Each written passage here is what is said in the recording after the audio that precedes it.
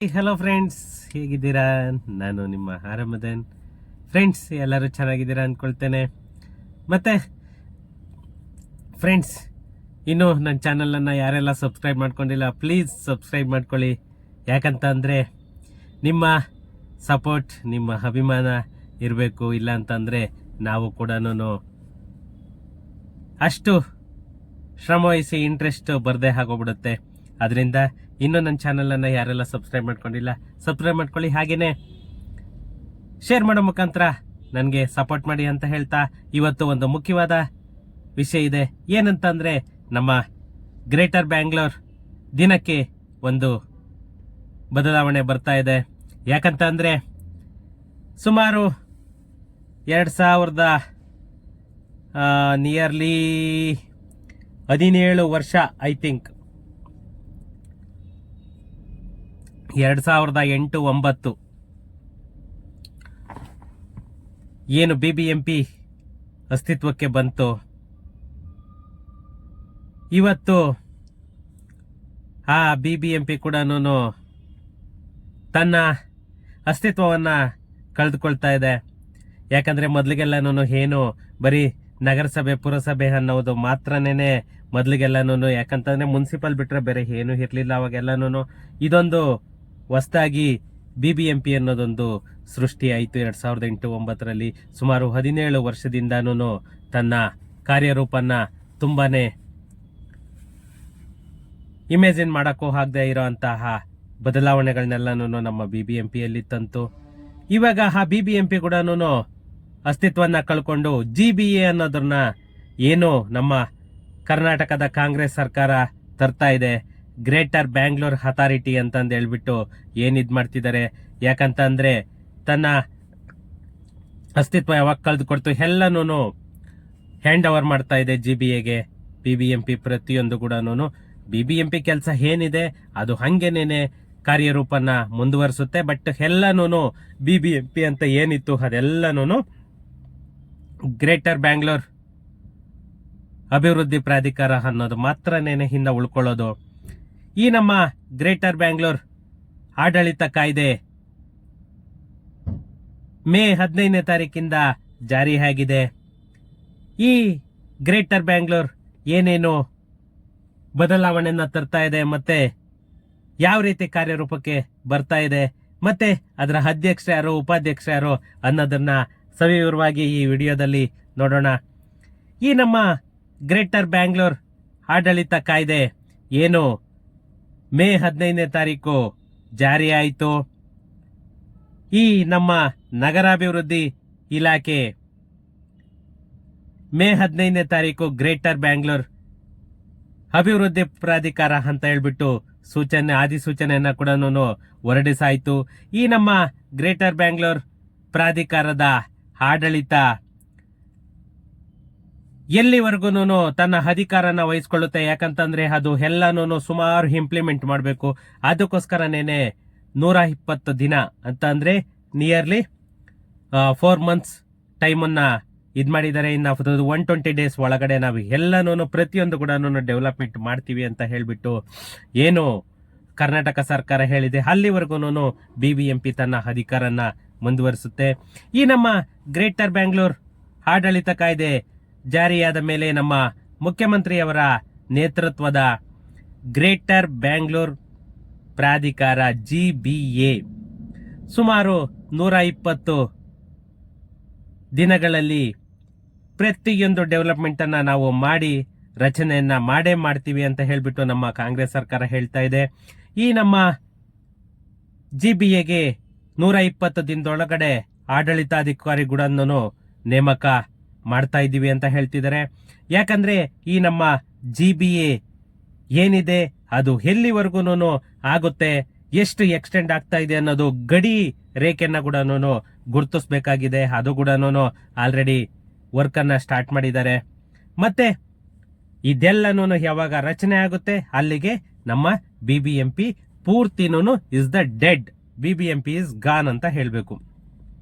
ಈ ನಮ್ಮ ಗ್ರೇಟರ್ ಬ್ಯಾಂಗ್ಳೂರ್ ಪ್ರಾಧಿಕಾರದಲ್ಲಿ ನಮ್ಮ ಬೆಂಗಳೂರು ಅಭಿವೃದ್ಧಿ ಸಚಿವರು ಏನಿರ್ತಾರೆ ಅವರು ಉಪಾಧ್ಯಕ್ಷರಾಗಿರ್ತಾರೆ, ಮಾನ್ಯ ಮುಖ್ಯಮಂತ್ರಿಗಳು ಬಂದ್ಬಿಟ್ಟು ಅಧ್ಯಕ್ಷರಾಗಿರ್ತಾರೆ.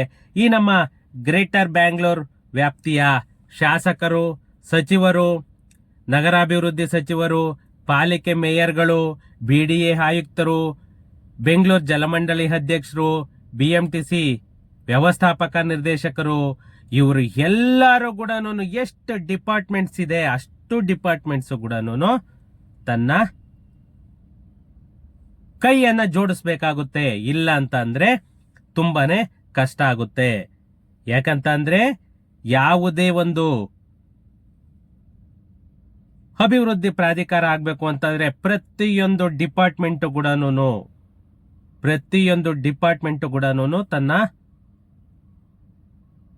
ಸಪೋರ್ಟ್ ಅನ್ನ ಮಾಡಿದ್ರೆ ಮಾತ್ರನೇನೆ ನೆಕ್ಸ್ಟ್ ಅದು ಇಮ್ಮಿಡಿಯೇಟ್ ಕಾರ್ಯರೂಪಕ್ಕೆ ಬರೋದು. ಯಾಕಂತ ಅಂದ್ರೆ ಈ ನಮ್ಮ ಗ್ರೇಟರ್ ಬ್ಯಾಂಗ್ಳೂರ್ ಪ್ರಾಧಿಕಾರ ಅನ್ನೋದನ್ನ ಏನ್ ಮಾಡ್ತಾ ಇದ್ದಾರೆ, ಈ ಗ್ರೇಟರ್ ಬ್ಯಾಂಗ್ಳೂರ್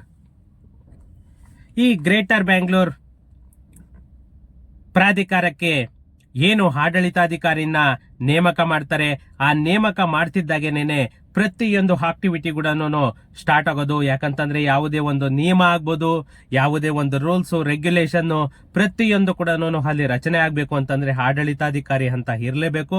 ಆ ಆಡಳಿತಾಧಿಕಾರಿ ನೇಮಕ ಆಗೋವರೆಗೂ ಕಾರ್ಯಗಳು ಇಮ್ಮಿಡಿಯೇಟ್ ಪ್ರೋಗ್ರೆಸ್ ಅನ್ನೋದು ಆಗಲ್ಲ.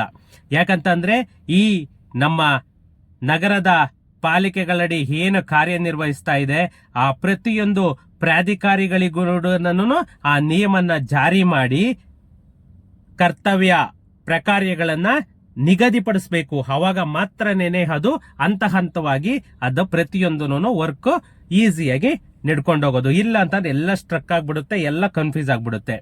ಯಾಕಂದ್ರೆ ಸಾರ್ವಜನಿಕರ ಹಿತಾಸಕ್ತಿಯನ್ನ ಕಾಪಾಡ್ಕೋಬೇಕಾಗಿರೋದು ನಮ್ಮ ಕರ್ನಾಟಕ ಸರ್ಕಾರದ ಬಾಧ್ಯತೆ. ಯಾಕಂದ್ರೆ ಈ BBMP ಅಸ್ತಿತ್ವದಲ್ಲಿ ಏನೇನು ಕಾರ್ಯಗಳು ನಿರ್ವಹಿಸ್ತಾ ಇತ್ತು, ಸರ್ಕಾರದ ನಿರ್ದೇಶನ ಏನೆಲ್ಲ ಆಗ್ತಾ ಇತ್ತು, ಅದರದ ಎಲ್ಲಾ ತರಹದ ಮಾರ್ಗದರ್ಶನನ ಪಡ್ಕೋಬೇಕು ನಮ್ಮ GBA. ಇಲ್ಲ ಅಂತಂದ್ರೆ ತುಂಬಾನೇ ಕಷ್ಟ ಆಗುತ್ತೆ. ಯಾವುದೇ ಒಂದು ಕಾರ್ಯನೀತಿಯ ವಿಷಯಕ್ಕೆ ಸಂಬಂಧಪಟ್ಟಂತೆ ಪ್ರಶ್ನೆ ಉದ್ಭವಿಸಿದ್ರೆ ಅದು ಸರ್ಕಾರದ ತೀರ್ಮಾನನೇ ಅಂತಿಮ ತೀರ್ಮಾನ ಆಗಿರುತ್ತೆ. ಯಾಕಂತಂದ್ರೆ ಇದು ತಿದ್ದುಪಡಿ ಮಾಡ್ಬೇಕಾದ್ರೇನೆ ಕಾಲಂ ನಂಬರ್ 131 ನಲ್ಲಿ ಕ್ಲಿಯರ್ ಕಟ್ ಆಗಿ ಮೆನ್ಷನ್ ಆಗಿದೆ. ಏನೇ ಡಿಸಿಷನ್ ತಗೊಳ್ಬೇಕಂದ್ರೂ ಕೂಡ ಅದು ಕರ್ನಾಟಕ ಸರ್ಕಾರ ಇಮ್ಮಿಡಿಯೇಟ್ ಅದನ್ನ ತಗೊಳ್ಬಹುದು. ಆ ತರ ತಿದ್ದುಪಡಿ ಕೂಡ ಆಗಿದೆ. ಯಾವುದು ನಮ್ಮ ಗ್ರೇಟರ್ ಬ್ಯಾಂಗ್ಳೂರ್ ಹೆಸರು ಏನಾಗಿದೆ ಅದರಲ್ಲಿ. ಈ ನಮ್ಮ ಗ್ರೇಟರ್ ಬ್ಯಾಂಗ್ಳೂರ್ಗೆ ಬರೀ ಬಿಡದಿ ಮಾತ್ರ ಸೇರ್ಕೊಳ್ತಿರೋದ ಅಥವಾ ಇನ್ನು ಯಾವ್ಯಾವ ಪ್ರದೇಶಗಳು ಈ ಗ್ರೇಟರ್ ಬ್ಯಾಂಗ್ಳೂರ್ಗೆ? ಯಾಕಂತಂದ್ರೆ ಅದು ಬಿಡದಿ ಟೌನ್ಶಿಪ್ ಮಾತ್ರನೇನೆ. 10,000 ಎಕರೆ ಏನಿದೆ ಆ 10,000 ಎಕರೆ ಬರೀ ಟೌನ್ಶಿಪ್ ಮಾತ್ರನೇ. ಈ ಗ್ರೇಟರ್ ಬ್ಯಾಂಗ್ಳೂರ್ ಅನ್ನೋದು ಎಲ್ಲೆಲ್ಲಿ ಎಕ್ಸ್ಟೆಂಡ್ ಆಗ್ಬೋದು ಅಂತಂದ್ರೆ ನಮ್ಮ ನಗರದ ಕೈಗಾರಿಕಾಭಿವೃದ್ಧಿ ಪ್ರದೇಶಗಳಲ್ಲದೆ ಎಲೆಕ್ಟ್ರಾನಿಕ್ ಸಿಟಿ, ಅತ್ತಿಬೇಲೆ, ಜಿಗಣಿ ಕೈಗಾರಿಕಾ ಪ್ರದೇಶ, ಬೊಮ್ಮಸಂದ್ರ, ಸರ್ಜಾಪುರ, ಬಾಗಲೂರು, ರಾಜಾನ್ಕುಂಟೆ, ಹೆಸರುಘಟ್ಟ, ದಾಸನ್ಪುರ, ಮಾಕಳಿ, ತಾವರೆಕೆರೆ, ಕುಂಬಳಗೂಡು, ಕಗ್ಗಲೀಪುರ, ಆರೋಹಳ್ಳಿ ಇಷ್ಟು ಕೂಡ ನಮ್ಮ ಗ್ರೇಟರ್ ಬ್ಯಾಂಗ್ಳೂರ್ ಪ್ರದೇಶಕ್ಕೆ ಸೇರಿಸ್ಕೊಂಡು ಕನಿಷ್ಠ 3 ಪಾಲಿಕೆಗಳನ್ನ ರಚನೆ ಮಾಡಬೇಕು ಅಂತ ಹೇಳ್ಬಿಟ್ಟು ಮಾನ್ಯ ಮುಖ್ಯಮಂತ್ರಿಗಳಾಗ್ಬೋದು ಅಥವಾ ನಮ್ಮ ಉಪಮುಖ್ಯಮಂತ್ರಿಗಳಾಗ್ಬೋದು ಅದನ್ನ ಸಭೆಯನ್ನ ಕರೆದು ಅಲ್ಲಿ ತೀರ್ಮಾನವನ್ನ ಕೈಗೊಳ್ತಾರೆ. ಅದರಲ್ಲೂ ಅಲ್ಲಿ ಮೇಯರ್ ಆಗೋದ್ರು 3 ಜನನು ಕೂಡ ನಮ್ಮ ಕನ್ನಡದವರೇ ಮೇಯರ್ ಆಗಿರ್ಬೇಕು ಅಂತ ಹೇಳಿ ಕೂಡ ಅದು ಚರ್ಚೆ ಆಗ್ತಾ ಇದೆ. ಇನ್ನೊಂದೇನಂತ ಅಂದ್ರೆ ಇಲ್ಲಿ ತೆರಿಗೆ ಪಾವತಿ ಆಗ್ಬೋದು ಅಥವಾ ವ್ಯಾಪ್ತಿ ಆಗ್ಬೋದು ಅಥವಾ ಅಧಿಕಾರಿಗಳ ಕರ್ತವ್ಯದಲ್ಲಾಗ್ಬೋದು ಯಾವುದೇ ತರಹದ ನಾವು ಬದಲಾವಣೆಗಳನ್ನ ತರಲ್ಲ.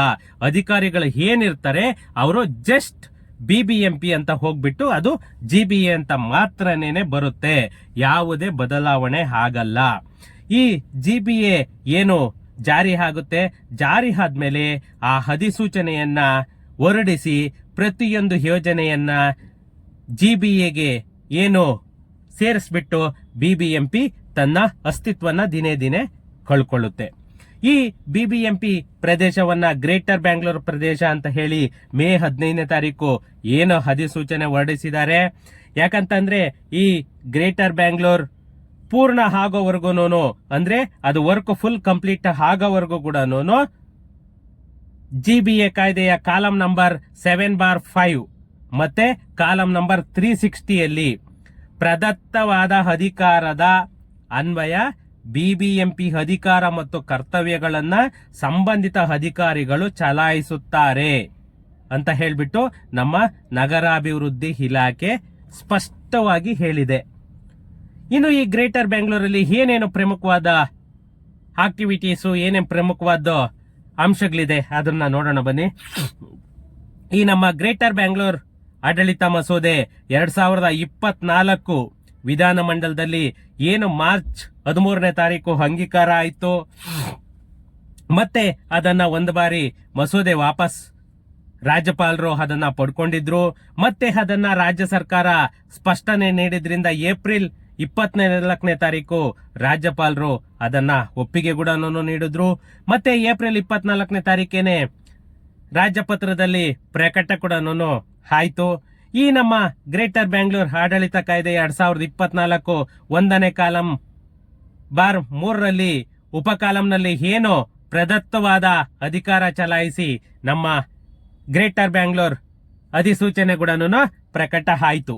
ಈ ನಮ್ಮ ಬೆಂಗಳೂರು ಕೇಂದ್ರ, ಬೆಂಗಳೂರು ಉತ್ತರ, ಬೆಂಗಳೂರು ದಕ್ಷಿಣ ಮತ್ತೆ ಈ ನಮ್ಮ ನಗರ ಪಾಲಿಕೆ ರಚನೆ ಆಗೋ ಸಾಧ್ಯತೆ ಕೂಡ ಅಷ್ಟೇ ಇಂಪ್ಲಿಮೆಂಟ್ ಆಯಿತು.